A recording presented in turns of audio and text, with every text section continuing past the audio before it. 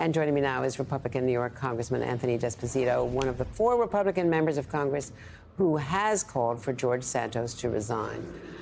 Congressman, first of all, why, and what is the reaction from your caucus and from the Speaker? Well, good afternoon.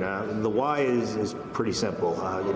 As I've stated over the last few weeks, I believe that George Santos has violated the trust, not only the trust of the voters, the trust of fellow elected officials in Nassau County, and the trust of people that he serves with here in Congress. And the response has been what has been expected. I think people have been watching this from the beginning, and they have concerns. And as more and more unfolds, as more investigations began and we hear more information, there's a real problem here. I mean, when you're lying to the people that you represent about your religion, about the fact that you're Jewish, about the fact that you had family who escaped the Holocaust, I mean, those are real issues that many people can't look past. I mean, I represent a large Orthodox Jewish population in the 4th Congressional District, and I've heard from them, and these are staunch Republican conservatives who feel that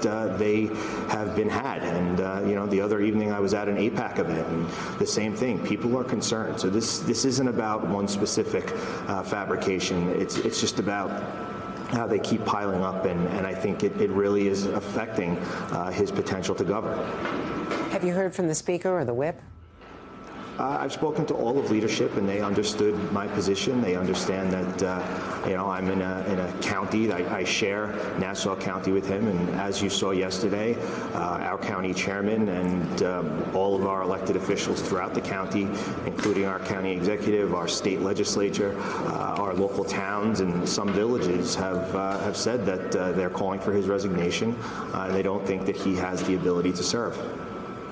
Now, yesterday, Speaker McCarthy said, what are the charges? What are the charges? And, obviously there are investigations from various jurisdictions, but there are no charges yet. That will take a while.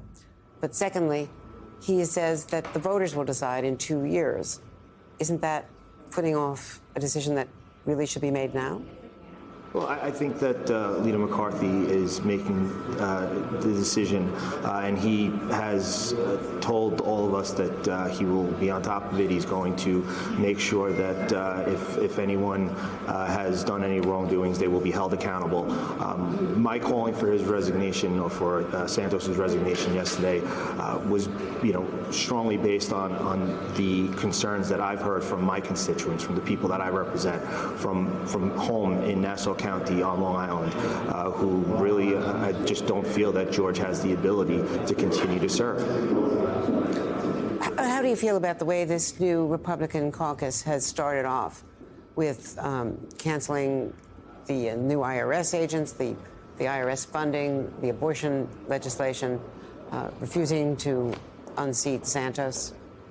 Well, I think that, first of all, the beginning of the caucus and getting up to our electing Speaker McCarthy, I think that it was an opportunity for many of us to hear different points of view. It was an opportunity for us to debate, which was healthy. And I know I'll speak as a freshman. It was an opportunity for us to really get to know our colleagues in a much better way, much more rapidly than we probably would elsewhere.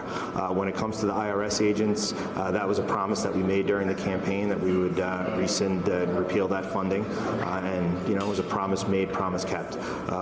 With the abortion, the bills that were on the floor yesterday, late-term abortion and the abortion, or when an abortion fails and still taking the life of a child, I voted in favor of that, and I think so far we've focused on the things that we've talked about during the campaign, and we will continue to. And I'm looking forward to working with all my colleagues, and especially the leadership. As a retired NYPD detective, law enforcement securing our borders was a big part of this campaign, and they have made a pledge, and I look forward to moving legislation forward to protect our borders, to protect our communities, and to support law enforcement. Congressman, congratulations on being sworn in, and welcome to Congress in Washington, and we look forward to talking to you frequently. Thank you. As you continue your service. Thank you.